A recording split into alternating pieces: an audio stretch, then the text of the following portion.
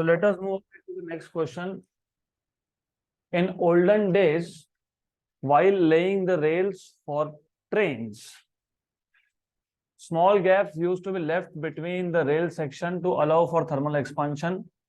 Suppose the rails are laid at room temperature, 27 degrees Celsius. If the maximum temperature in the region is 45 degrees Celsius, लगता है हमारा city है, summer में 45 तक जाता ही है temperature, and the length of each rail section is 10 meter. What should be the gap left given alpha is 1.2 into 10 raised to minus 5 per Kelvin for the material of rail section. तो पहले तो question को अच्छे से समझ लो. Rail, आपने देखा होगा रेलवे के जो ट्रैक्स होते हैं, तो जो रेलवे के ट्रैक्स होते हैं, दो ट्रैक के बीच में पहले गैप रखते थे, तो they use to keep some gap in between. तो आइडिया ये था कि हमारे पास जो रेलवे के ट्रैक्स है, ले करना मतलब उसको बिल्ड करना. तो जब रेलवे के ट्रैक को आप ड्रिल करोगे ग्राउंड में, तो दो ट्रैक्स में एक गैप रखा जाता था, सम गैप. क्यों? क्योंकि जब आपने इसको ले किया तो कितना टेम्परेचर था, 27 डिग्री सेल्सियस.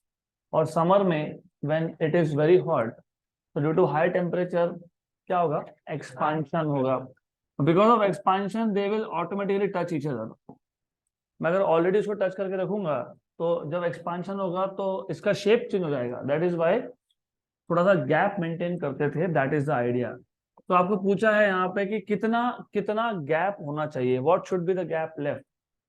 जितना एक्सपांशन होगा, मतलब क्या पूछा है आपसे, एक्सपांशन. एक्सपांशन मतलब क्या पूछा है, delta L, change in length. तो आपको पूछा क्या है, change in length.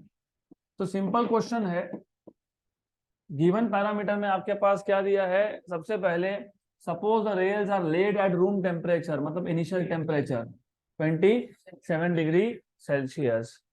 If the maximum temperature in the region is, मतलब T2 equal to 45 degree Celsius, and the length of each rail section is, length of each rail section at 27, मतलब L1 दिया है, कितना दिया है, 10 metre. Okay, what should be the gap left given that alpha, coefficient of linear expansion 1.2 into 10 raised to minus 5 per Kelvin. तो आपको find क्या करना है, आपको फाइंड करना है चेंज इन लेंथ. क्या फाइंड करना है, delta L. What is the formula for linear expansion coefficient. Alpha equal to L2 minus L1, मतलब delta L upon L1 into delta T. तो अगर याद नहीं आएगा तो इतना तो याद है आपको कि delta L by L is equal to alpha delta T. बस इतना पता होगा सफिशिएंट है. सी भी होता है L1, और इस L1 को वहां पे शिफ्ट कर दोगे तो आपको मिल जाएगा delta L equal to L1 alpha delta T, that is T2 minus T1. तो हो गया फॉर्मूला रेडी. तो just put values and solve. Delta L equal to L1 की वैल्यू कितनी है, 10. अल्फा की वैल्यू कितनी है, 1.2 इंटू 10 रेज टू माइनस 5, और T2 45 माइनस 27. तो ये आ जाएगा 1.2 into 10 is 12 into 10 raise to minus 5 into 18. अभी 18 12 जा बहुत इजी है. 18 10 जा इज 180, और 18 2 जा इज 36. 180 और 36 2 1 6. तो 216 into 10 raise to minus 5 metre, बराबर. अब एक काम करते हैं, 10 रेज टू माइनस 5 में से माइनस 2 शिफ्ट कर देते हैं, तो कितना हो जाएगा, 2.16 into 10 raise to minus 3. Minus 3 मतलब क्या होता है, मिलीमीटर होता है. तो 2.16 millimetre, that is the answer. Next question. A blacksmith fixes iron ring. What is the meaning of blacksmith? Lohar. A blacksmith fixes iron ring on the rim of wooden wheel of a bullock cart. बैलगाड़ी का जो wheel होता है, अगर आपने देखा होगा, वो होता है वुडन, और अंदर की जो रिंग होती है that is made up of metal, mostly iron. The diameter of wooden rim and the iron ring are 1.5 meter and 1.47 meter respectively at room temperature of 27 degrees Celsius. To what temperature the iron ring should be heated so that it can fit the rim of the wheel?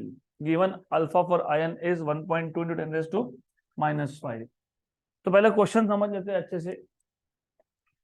तो question ऐसा है, bullock cart का जो wheel है वो wooden है, तो the wheel is wooden made up of would, और डेफिनेटली इसको तुम हीट नहीं करोगे, वुड को हीट करोगे तो जल जाएगा वो। और इसके अंदर एक रिंग है, inside it you have a ring and that ring is made up of iron. Diameter of wooden ring, wooden rim sorry, rim मतलब बाउंड्री, तो 1.5 है और रिंग का 1.47 है। आपके गाड़ी में भी व्हील्स होते हैं, उसके ऊपर टायर होता है रबर का और अंदर होता है रिंग। कभी देखा है क्या टायर में और रिंग में गैप देखा है कभी? ऐसा होगा कि गैप, गाड़ी चलेगा ही नहीं, गैप कैसे होगा? यू हैव टू फिट, ये जो रिंग है इसको बराबर वुड के साथ फिट करना पड़ेगा। फिट करना पड़ेगा मतलब इस आयरन के रिंग को क्या करना पड़ेगा? एक्सपांड। तो किसका हेडिंग करोगे? Iron ring. तो आयरन रिंग का फाइनल डायामीटर, फाइनल 1.5 मतलब should be equal to the diameter of wheel मतलब वुडन रिम।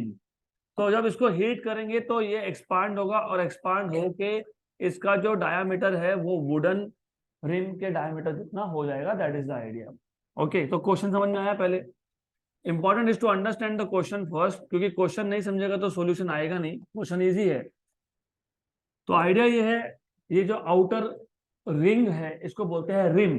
रिम होता है बाउंड्री, और ये किसका बना हुआ है? वुड का। This is wooden rim. और जो अंदर है वो रिंग है, वो किसका है? आयरन का, आयरन रिंग। आपको गिवन में दिया हुआ है डायामीटर ऑफ इसका rim is equal to how much? 1.5 metre. और दिया हुआ है diameter of ring, this is how much? 1.47 metre. और दोनों का डायामीटर इनिशियल टेम्परेचर T1 पे है, कितना है? 27 डिग्री सेल्सियस पे है। आयरन रिंग का अल्फा आपको दिया हुआ है कितना? 1.2 इंटू 10 रेज टू -5 पर केल्विन। यहाँ तक क्लियर? आपको फाइंड करने के लिए बोला है to what temperature the iron ring should be heated, मतलब what should be the final temperature T2, क्योंकि इसको हीट करोगे तो एक्सपांड होगा, एक्सपांड होगा तो फिट हो जाएगा। This is how normal it is to be done. तो आपको T2 फाइंड करना है। सॉल्यूशन से पहले फॉर्मूला, फॉर्मूला बहुत इजी है। फॉर्मूला आपके पास वही अल्फा का ही फॉर्मूला यूज करना है आपको। अल्फा या तो delta L by L is equal to alpha delta T. Delta L change in length मतलब चेंज इन डायामीटर। यहाँ पे क्या आएगा? चेंज इन डायामीटर, क्योंकि यहाँ पे लेंथ नहीं चेंज हो रहा है, क्या चेंज हो रहा है? डायामीटर। डायामीटर बेसिकली लेंथ ही होता है। तो delta D by D equal to alpha delta T. Delta T मतलब T2 माइनस T1। पहले फॉर्मूला बना लेंगे, बाद में वैल्यू सब्स्टिट्यूट करेंगे। तो अब डेल्टा डी मतलब फाइनल माइनस इनिशियल, किसका? आयन का, क्योंकि तुम किसको हीट कर रहे हो? और आयन का फाइनल डायमीटर कितना होना चाहिए?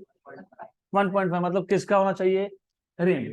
तो डेल्टा डी में क्या लिखोगे पता है क्या? D rim minus D ring upon initial मतलब डी रिंग। क्योंकि समझ में नहीं आता है फिर रिम कहां से आया। तुम हीट तो आयन को ही कर रहे हो, लेकिन आयन का final diameter should be equal to diameter of the wooden rim. तो वुडन रिम का कितना है वो लिखना पड़ेगा। This is final, this is initial upon initial. हो गया equal to alpha T2 minus T1। We are interested in finding out T2। तो एक काम करेंगे, T2 का फॉर्मूला पहले बना लेंगे, इस अल्फा को शिफ्ट कर देंगे, तो you will have D rim minus D ring upon D ring into alpha equal to T2 minus T1। तो माइनस T1 को यहाँ पे लेके आया तो प्लस। हो गया फॉर्मूला रेडी। अब सिर्फ वैल्यू सब्स्टिट्यूट करो।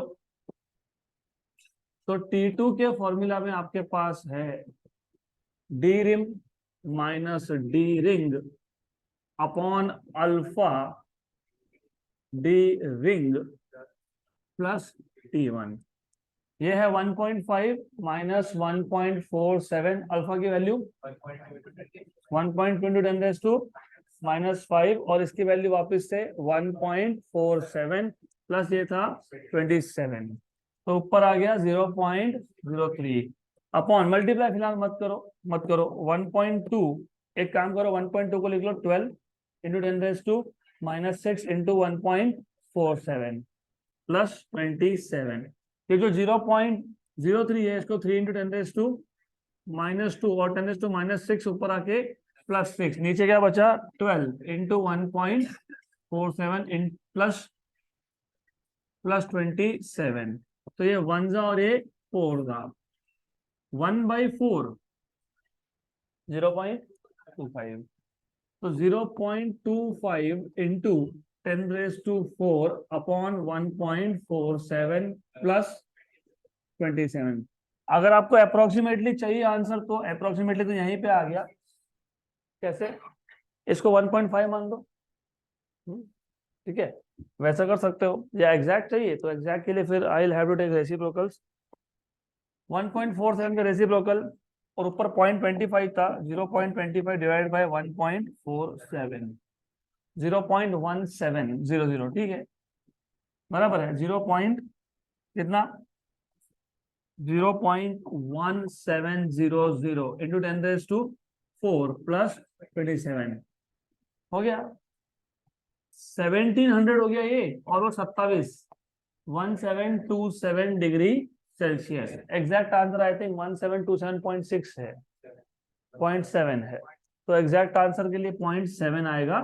अगर आपको एग्जैक्ट करना है तो ठीक, नहीं तो 1727 तक फाइन, तो 1727 लिखो, डन।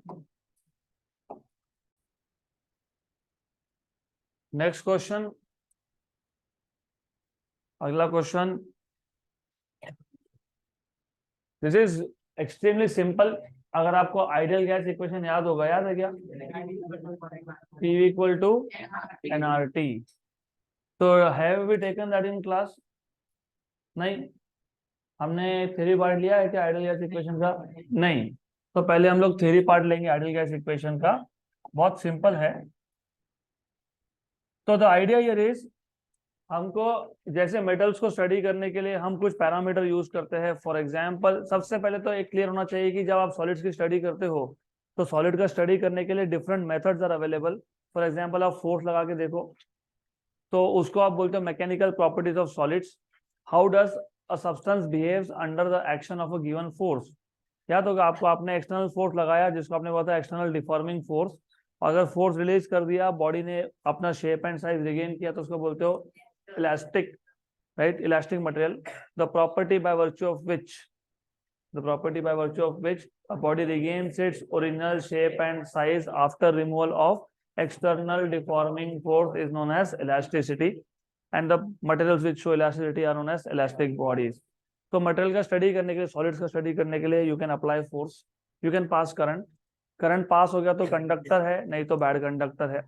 अभी हम देख रहे हैं थर्मल प्रॉपर्टीज ऑफ मैटर, तो हम टेम्परेचर चेंज करके देखेंगे तो सॉलिड क्या होता है, एक्सपांड होता है, या तो लेंथ उसका बढ़ेगा, या एरिया बढ़ेगा, या फिर वॉल्यूम बढ़ेगा। लेकिन ये तीनों प्रॉपर्टीज आप स्टडी कर रहे हो सॉलिड्स के, आपने अभी तक गैस की बात नहीं की, लिक्विड की भी बात नहीं की।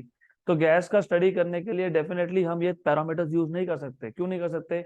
सॉलिड पे तुमने फोर्स लगा दिया, सॉलिड का शेप चेंज हो गया, गैस का शेप है ही नहीं, तो किसका शेप चेंज करोगे आप? तो you can not change shape because gas do not have a definite shape, right? तुमने सॉलिड में से करंट पास करके देखा, इलेक्ट्रिकल प्रॉपर्टीज की बात की, यहाँ तो करंट पास होता ही नहीं है। Gas is not conducting, it is non conducting in nature, right? तो फिर हम यहाँ पे ना करंट पास कर सकते हैं, मतलब इलेक्ट्रिकल प्रॉपर्टी स्टडी कर नहीं सकते हो। और क्या नहीं स्टडी कर सकते हो आप? मैकेनिकल प्रॉपर्टीज भी स्टडी हो नहीं सकता है। तो गैस का स्टडी करने के लिए 3 पैरामीटर है, एक्चुअली 4 है, pressure, volume, temperature and entropy. Entropy आप स्पेसिफिकली सिर्फ केमिस्ट्री में ही पढ़ोगे, फिजिक्स में वो नहीं आएगा, ना 11th में आएगा, ना 12th में आएगा। 12th में 2 चैप्टर है which are completely focused on gases, kinetic theory of gases chapter number 3 and thermodynamics chapter number 4। इन दोनों ही चैप्टर में आप देखोगे 3 parameters are important, pressure, volume, temperature, pressure, volume and temperature. तो गैस का स्टडी करना है So we study gases through these three parameters: pressure, volume, and temperature. So the relation between pressure, volume, and temperature of a gas is known as ideal gas equation. तो हमको देखना है ideal gas equation. Ideal gas equation. The relation between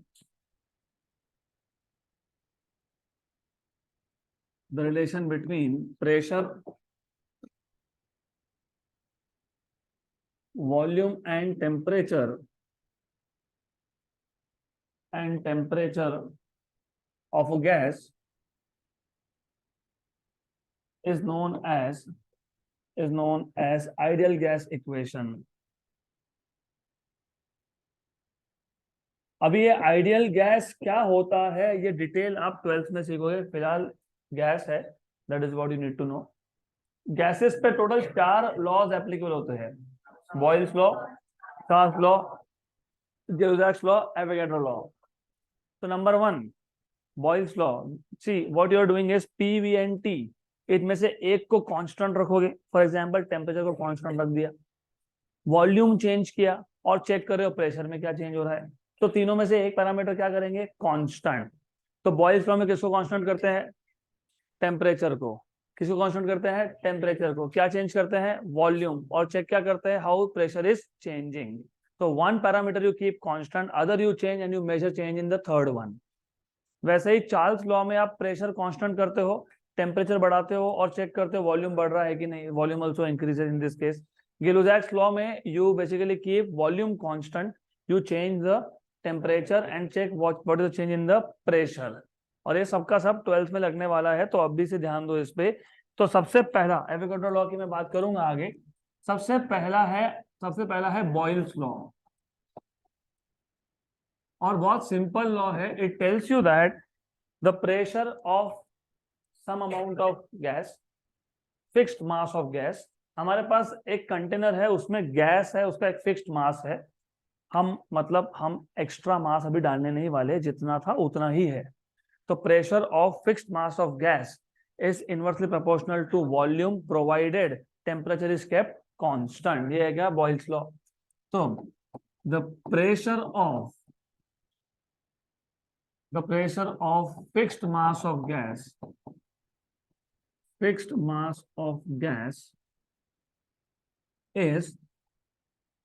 is inversely proportional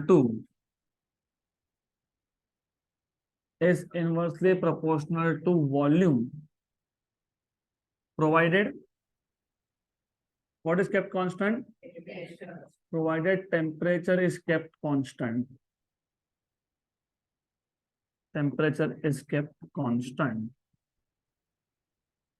Therefore, you can write down pressure is inversely proportional to volume at constant temperature. और ये जो proportionality हटाओगे तो constant of proportionality लिखोगे. You can write down any constant. So therefore, P equal to some constant K by V. Therefore, PV equal to a constant. Therefore, P1 V1 equal to P2 V2 equal to P3 V3 equal to Pn Vn equal to K. ये पता होना चाहिए, important है, 12th में वापस काम में आएगा. तो ये आ गया आपके पास बॉयल्स लॉ. दूसरा है चार्ल्स लॉ.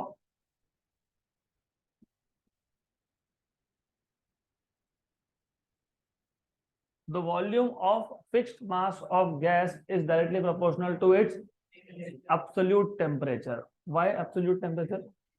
Kelvin scale में होना चाहिए, डिग्री सेल्सियस में नहीं चलेगा. So volume occupied by fixed mass of gas is directly proportional to absolute temperature provided pressure is kept constant. The volume occupied by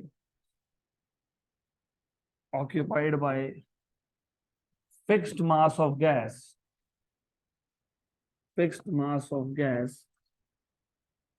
is directly proportional to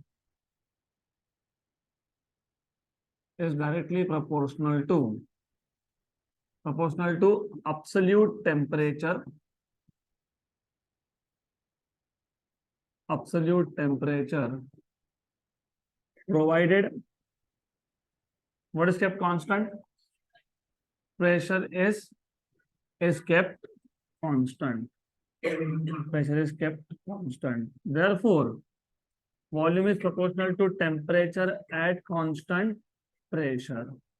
So therefore V equal to some constant K into T, therefore V by T equal to constant, and therefore V1 by T1 equal to V2 by T2 equal to V3 by T3 up to Vn by Tn equal to constant, equal to some constant K. तीसरा है गेलुजैक्स law. क्या है गेलुजैक्स law बताओ तो, one of you, what is Gay Lussac's law? इतना रोज बोलने के बाद भी समझ में नहीं आता, साथ में नहीं बैठना, शांत बैठना, उधर हो जाओ, हो जाओ उधर। What is Gay Lussac's law? The pressure of fixed mass of gas is directly proportional to absolute temperature provided volume is kept constant.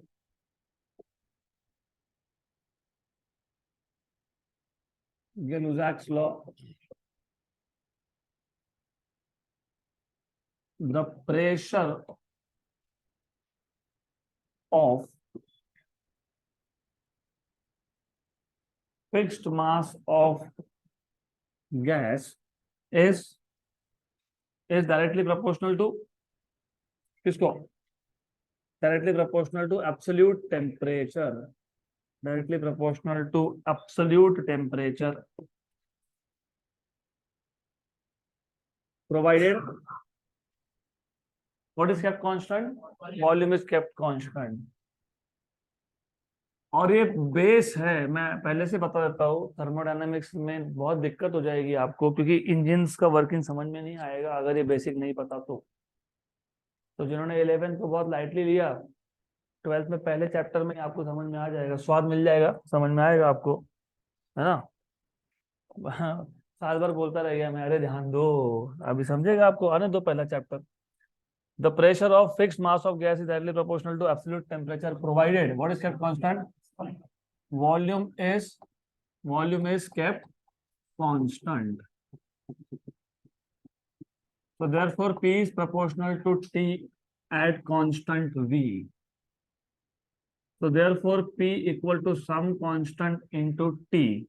Therefore P by T equal to constant. Therefore T1 by T1 equal to P2 by T2 equal to Pn by Vpn equal to constant. एक last law जो normally discuss नहीं करते लेकिन हम लोग करेंगे, Avogadro law. बहुत logical चीज है। सबसे पहले आपको ये पता होना चाहिए, you are right, volume is directly proportional to number of moles of gas, लेकिन आपको ये पता होना चाहिए कि नंबर ऑफ मोल्स क्यों यूज किया। ध्यान यहाँ पे, ध्यान यहाँ पे, नंबर ऑफ मोल्स क्यों यूज किया? क्योंकि बहुत जगह पे it is not possible to measure mass of substance. जैसे तुम गैस का मास नहीं मेजर कर सकते ना, you measure amount of substance. तो जहां पे मास मेजर नहीं हो सकता है वहां पे you measure amount of substance. Specifically ये गैस का प्रॉब्लम है, गैसेस में आप किलोग्राम्स में मेजर नहीं कर सकते हो, तो you can measure how many number of molecules. अगर 6.023 इंटू 10⁻23 उसको बोल दोगे 1 मोल ऑफ सब्सटेंस, इतना मॉलिक्यूल आ गया तो 1 मोल, इससे डबल आ गया तो 2 मोल, ट्रिपल आ गया तो 3 मोल। तो जहां पे आप मास नहीं मेजर कर सकते हो वहां पे आप मेजर करते हो अमाउंट, इसलिए हमको चाहिए नंबर ऑफ मोल्स। और बहुत लॉजिकल चीज है, इमेजिन ये एक रूम है जिसमें मैंने 1 मोल डाल दिया, राइट, करेक्ट, तो इस पूरे रूम में कितना अमाउंट ऑफ सब्सटेंस है? 1 मोल, राइट। और इमेजिन ये जो रूम है ये बलून जैसा है, मैं और सब्सटेंस डालूंगा तो इसका वॉल्यूम क्या होगा? इंक्रीज होगा, क्योंकि तुम जैसे ही क्वांटिटी बढ़ाओगे, अमाउंट बढ़ाओगे, तो वॉल्यूम क्या होगा? बढ़ेगा। और लॉजिकल भी है, अगर 1 मोल के लिए जितना वॉल्यूम लग रहा है उतना 10 मोल के लिए नहीं लगेगा, ज्यादा लगेगा। More amount of substance will mean more volume. तो वही है Avogadro's law. Avogadro law just tells you that the volume occupied by a gas is directly proportional to number of moles. जितना ज्यादा नंबर ऑफ मोल होगा उतना ज्यादा volume होगा। Avogadro's law, simple. Volume occupied by gas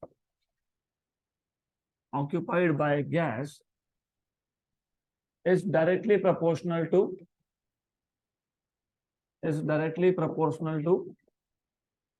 number of moles.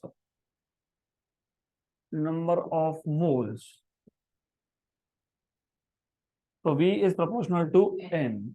तो अभी एक काम करते हैं, ये P is inversely proportional to V at constant temperature को इक्वेशन नंबर 1 बोलते हैं. V is directly proportional to T at constant pressure को इक्वेशन नंबर 2 बोल देते हैं. P is directly proportional to T at constant volume को equation number 3 बोल देते हैं.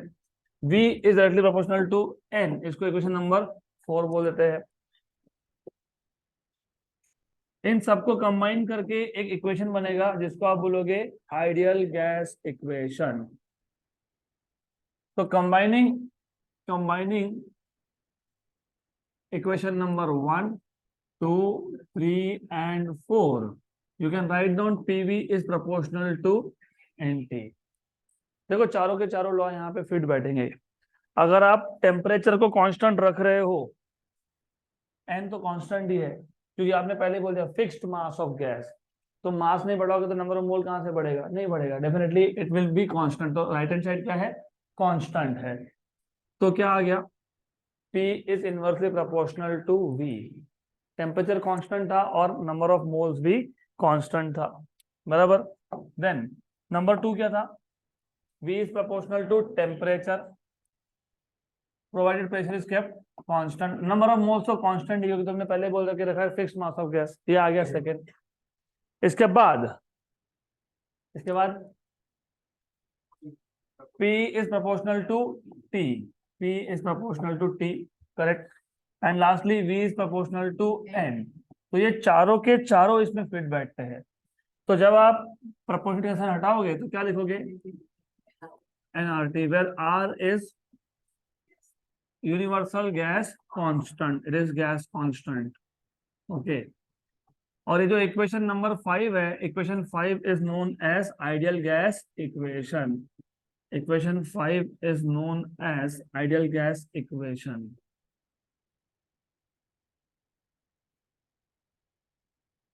So now you are ready to solve next question. A gas at 900 degrees Celsius is cooled until both its pressure and volume are halved. Find its final temperature. A gas at how much temperature? 900 degrees Celsius. तो T1 कितना है? 900 plus 273, क्योंकि वहां पे temperature हमेशा होता है absolute scale में, मतलब केल्विन स्केल में. तो 900 प्लस 273. तो T1 equal to how much is this? 1173 kelvin. तो ये आ गया इनिशियल टेम्परेचर. और आपको बोला है आप इसको तब तक कूल करोगे जब तक प्रेशर और वॉल्यूम क्या नहीं रहता? हाफ. मतलब P2 half of P1 and V2 half of V1. तब तक इसको कूल करते रहना है. और फाइंड क्या करना है? Final temperature. मतलब क्या फाइंड करना है? T2. तो कौन सा equation? PV equal to nRT. तो formula that you will use here is PV equal to nRT. Simple. आपको क्या फाइंड करना है? T. तो P2 V2 upon P1 V1 equal to nR T2 upon nR T1. nR cancel. So therefore you have T2 equal to P2 V2 upon P1 V1 into T1. P2 by P1 1/2 है ना. P2 by P1 कितना आएगा? 1/2. V2 by V1 कितना आएगा? 1/2. T1 कितना है? 1173. तो T2 equal to 1173 by 4. 1173 को 1174 मान के डिवाइड बाय 4 कर लो. ठीक है. या तो फिर एग्जैक्ट करना है तो 1/4 0.25 होता है. 1173 को 0.25 से मल्टीप्लाई कर लो. 1173 डिवाइडेड बाय 4, 293.25। तो 293.25 क्या केल्विन। अगर डिग्री सेल्सियस में चाहिए तो -273 डिग्री सेल्सियस में क्या करते हो, -273, तो 20.25 डिग्री सेल्सियस हो गया, done. Next topic, specific heat capacity. अब पहले तो एक स्पेसिफिक हीट कैपेसिटी का मतलब क्या है पहले वो समझ लेते हैं। फॉर एग्जाम्पल, जब घर में खाना बनता है तो फॉर एग्जाम्पल खिचड़ी बना रहे हो, फॉर एग्जाम्पल उसमें राइस भी है, उसमें ग्राउंड नट भी है, उसमें पोटैटो भी है, उसमें ऑनियन भी है, उसमें टोमेटो भी है, और आपने पानी में सबको डाला है और कुकर बंद कर दिया, मतलब सब हर एक इंग्रेडिएंट को सेम अमाउंट ऑफ हीट मिल रहा है, क्योंकि आप सब वो कुकर एक ही गैस पे रखोगे ना। ऐसा तो नहीं किया टमाटर को अलग से पकाया बाद में मिक्स किया, you put everything together, right. Then when you eat, सबसे ज्यादा गर्म कौन सा चीज लगता है तुमको? Of course tomato. टोमेटो का हीट कंटेंट ज्यादा होता है। इसका मतलब ये कि हमने सबके सब सब्सटेंसेस को सेम टेम्परेचर से हमने, मतलब सबको सेम ही हीट दिया ना हमने, तो हमने सबको same amount of heat supply किया, लेकिन सबसे ज्यादा चेंज इन टेम्परेचर किसका हुआ? Tomato. That is called as specific heat capacity. तो बेसिक आइडिया ये है कि अगर आप अलग अलग सब्सटेंस को same amount of heat supply कर रहे हो, तो हमारा एक्सपेक्टेशन ये होता है कि सब के सब सब्सटेंस का टेम्परेचर इक्वल अमाउंट से बढ़ना चाहिए, जो बढ़ता नहीं है। किसी एक सब्सटेंस का ज्यादा टेम्परेचर हो जाता है, किसी का कम बढ़ता है। So change in temperature for a given amount of heat is not same for all the substances, मतलब it depends on substance to substance. इसको आप बोलते हो स्पेसिफिक हीट कैपेसिटी। ये एक रफ आइडिया था what is specific heat capacity, detail हम देखेंगे। तो स्पेसिफिक हीट कैपेसिटी का मतलब सिर्फ इतना है, if you supply the same amount of heat to different substances, the change in temperature for different substances is different। किसी का टेम्परेचर ज्यादा बढ़ जाएगा, किसी का कम। गुड। तो स्पेसिफिक हीट कैपेसिटी को हम दो कैटेगरी में डिवाइड करते हैं। एक होता है लिक्विड एंड सॉलिड्स के लिए, और एक होता है गैसेस के लिए। गैसेस के लिए स्पेसिफिक हीट कैपेसिटी को अलग से डिफाइन करना पड़ता है। उसका एक सिंपल सा रीजन है, अभी अभी आपने चार्ल्स लॉ और गिरुसैक लॉ देखा। तो अगर आप थोड़ा सा भी टेम्परेचर बढ़ा दोगे, मतलब थोड़ा सा भी हीट सप्लाई कर दोगे, तो दोनों चीजें चेंज होगी, प्रेशर एंड वॉल्यूम। तो in case of gases, a slight increase in temperature results in increase in pressure and volume. That is why specific heat capacity for gases, ये हम लोग सेपरेट से डिफाइन करते हैं, लिक्विड और solid के लिए अलग से डिफाइन करते हैं। तो पहले हम स्पेसिफिक हीट कैपेसिटी डिफाइन करेंगे किसके लिए? लिक्विड्स एंड सॉलिड्स के लिए। और दूसरी भी एक चीज है, one more thing is there, solids और लिक्विड्स को आप कभी भी किलोग्राम में ही मेजर करते हो, you do not measure it normally in moles. कभी सुना है क्या मेरे पास 10 मोल आयन है? नहीं, लेकिन 10 मोल हाइड्रोजन गैस है, सुनोगे। और मतलब गैस के केस में नंबर ऑफ मोल्स से भी मेजर कर सकते हो, या फिर आप मास भी बोल सकते हो, can say I have 1 kilogram of hydrogen, you can also say I have 10 moles of hydrogen. तो वहां पे आप क्वांटिटी का मेजरमेंट मास में भी कर सकते हो और मोल्स में भी कर सकते हो, लेकिन लिक्विड्स और सॉलिड्स में you measure normally in terms of mass, in terms of kilogram, in terms of kilogram. Okay, तो दैट इज द रीजन कि हम लोग स्पेसिफिक हीट कैपेसिटी दोनों का अलग से डिफाइन करेंगे। तो first of all we will define specific heat capacity for liquids and gases. Specific heat capacity, ये टाइटल ऑफ द टॉपिक है, इसमें सब टॉपिक है specific heat capacity of liquids and solids. Gases का बाद में होगा, तो लिक्विड्स एंड सॉलिड्स पहले। मैंने अगर गैसेस बोला होगा तो उसको इरेज कर दो दिमाग में से, लिक्विड्स एंड सॉलिड्स के लिए पहले। ये कॉन्सेप्ट आया कहां से? तो पैराफिन ऑयल एक लिक्विड है, और अगर हमने वाटर और पैराफिन ऑयल को दोनों को same amount of heat supply किया, दोनों को सेम बर्नर के ऊपर रख दिया, सेम टाइम के लिए रख दिया, same amount of heat supply किया, तो it is seen that the increase in temperature मतलब rise in temperature of paraffin oil is twice that of water. तो अगर वाटर का टेम्परेचर 10 डिग्री से बढ़ा है तो पैराफिन का 20 डिग्री से बढ़ गया। इसका मतलब क्या होता है? इसका मतलब ये होता है कि if you supply the same amount of heat to the to the same quantity of two different substance, the increase in temperature depends on the nature of the material। आप कौन सा लिक्विड ले रहे हो उस पर डिपेंड करता है कि टेम्परेचर कितने से बढ़ेगा। तो the idea is very simple. मैं थोड़ा बेसिक बैकग्राउंड दूंगा पहले क्योंकि इट इज इंपॉर्टेंट, उसके बाद सब डेफिनेशन ही है। It is seen that the rise in temperature मतलब increase in temperature, the rise in temperature for paraffin oil is twice compared to water for the same amount of heat supplied, for the same amount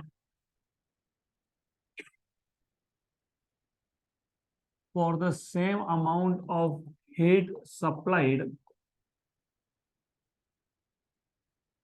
to the same quantity of both the substance, to the same amount या quantity of both the substance, to the same amount of both the substance।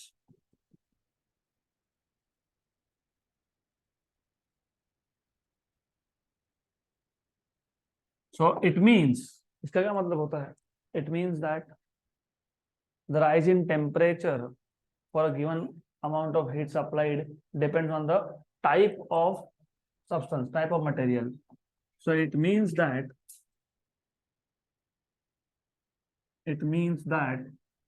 the rise in temperature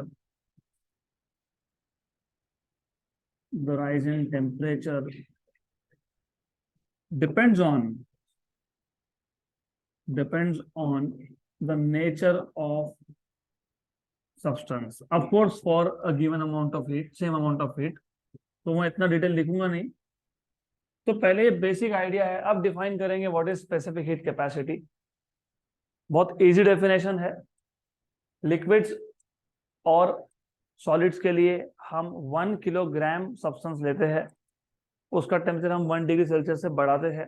अपने आप तो बढ़ेगा नहीं तो क्या करोगे? Heat supply करोगे।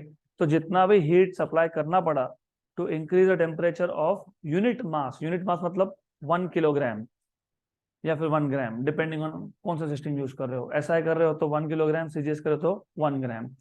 तो आइडिया ऐसा है कि हमारे पास 1 किलोग्राम ऑफ सब्सटेंस है, उसका टेम्परेचर हमको बढ़ाना है 1 डिग्री सेल्सियस से। तो हीट सप्लाई करना पड़ेगा। जितना भी हम लोग हीट सप्लाई करेंगे उसको क्या बोलेंगे? Specific heat capacity. तो specific heat capacity is defined as the amount of heat required to raise the temperature of unit mass of substance, इस केस में liquid and solid, right, by 1 degree Celsius और 1 Kelvin. Degree Celsius और degree Kelvin मतलब Kelvin, इसका scaling same होता है। सिर्फ फर्क इतना है कि आइस पॉइंट को आप 0 डिग्री बोलते हो और केल्विन स्केल में जो लोएस्ट पॉसिबल टेम्परेचर है -273 डिग्री सेल्सियस, उसको आप 0 बोलते हो, 0 केल्विन बोलते हो। तो अभी मैंने बोला the amount of heat required to raise the temperature.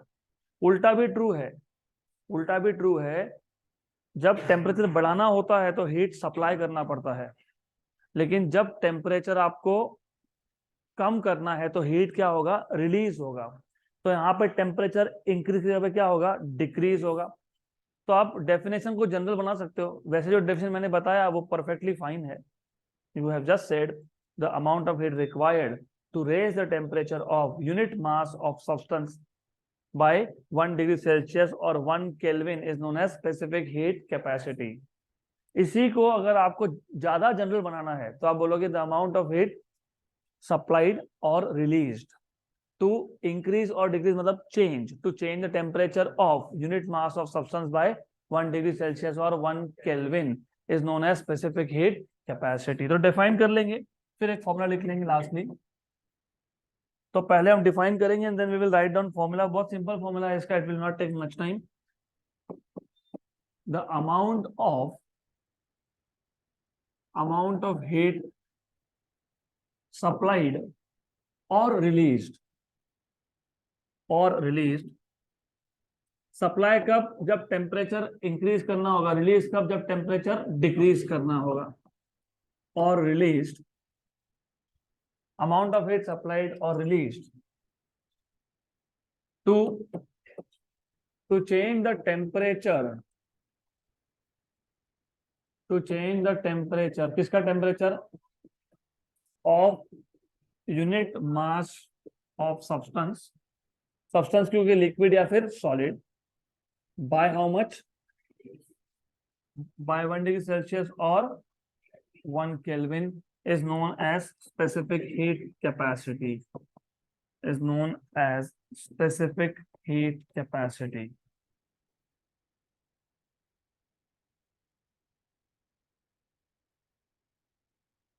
तो मैथमेटिकली लिखना है अगर आपको तो इजी है।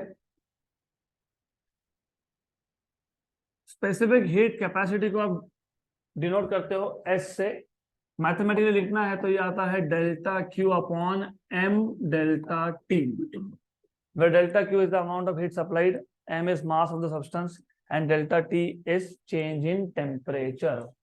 So mathematically S equal to delta Q, where S is specific heat capacity, delta Q is amount of heat supplied, m is mass, and delta T is change in temperature. आप बोलोगे ऐसे कैसे define कर दिया, मैं तुमको simple example देता हूँ। लेट अस से टोमेटो सूप बना रहे थे, 1 किलो आपके पास सूप नहीं था, 10 किलो था, लेकिन स्पेसिफिक हीट किसके लिए डिफाइन किया, 1, बराबर। तो जो आप हीट सप्लाई कर रहे हो वो 10 kg को सप्लाई कर रहे हो कि 1 को कर रहे हो, 10। तुम्हारे पास है कितना, 10। हमने डिफाइन किसके लिए किया है, 1 के लिए। तो आपने कितना सप्लाई किया, 10 किलो को सप्लाई किया ना आपने। स्पेसिफिक हीट कैपेसिटी कितने अमाउंट के डिफाइन किया है, 1 kg था कितना, तो टोटल हीट सपोज मुझे 1000 जूल लग गया, तो ये 1000 जूल 1 kg को लगाए कि 10 को लगाए, तो 1 को कितना लगेगा, तो डिवाइड बाय 10, तो डिवाइड बाय 10 किया कि नहीं मास, यस। ये बेसिक ट्रिक्स है फिजिक्स के फॉर्मूला याद रखने के लिए, याद रखना 11 12 मिला के 200-250 फॉर्मूला है, तो हर चीज तो तुम रटने बैठ नहीं सकते, कॉन्सेप्ट समझ लोगे तो बेटर। नंबर 2, मुझे चेंज करना टेम्परेचर कितने से, 1 डिग्री, मान लो 50 डिग्री से बढ़ गया, तो total amount of heat supply जो हुआ वो 1 डिग्री के लिए हुआ कि 50 डिग्री के लिए हुआ, 1 के लिए हुआ कि 50 के लिए हुआ। हमको इंक्रीज कितने से करना था, 1, और हो कितने से गया, तो क्या करोगे, डिवाइड बाय 50। तो दिख रहा है डेल्टा टी डिनोमिनेटर में है, यस। तो दैट इज द आइडिया। हमको हीट सप्लाई करना था स्ट्रिक्टली 1 किलोग्राम को 1 डिग्री से टेम्परेचर बढ़ाने के लिए, हमने सप्लाई कर दिया 10 किलोग्राम को और 50 डिग्री टेम्परेचर बढ़ गया, तो मैं डिवाइड बाय 10 और डिवाइड बाय 50 करूंगा, दैट इज वाई डिनोमिनेटर में कौन है, मास और डेल्टा टी है। क्लियर। तो गैसेस के लिए हम अब करेंगे कल। That's it for today.